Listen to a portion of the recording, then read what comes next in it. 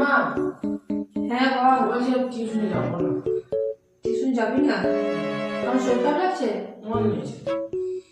আচ্ছা বেশ, ঠিক আছে, বাড়িতেই পড়বে। ঠিক আছে। The next day. মা, হ্যাঁ, বলছি আমি আজকেও টিউশনে যাবো না।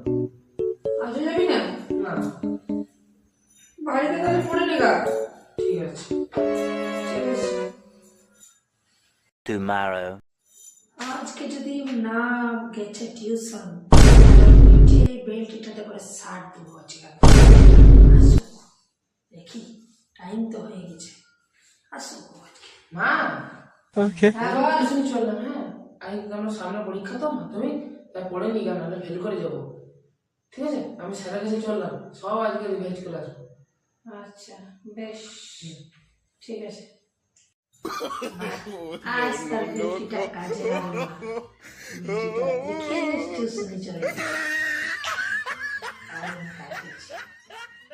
বাবা বেঁচে গেছি, আমি আর টিউশনি কামাই করছি না। আমি না টিউশনি কামাই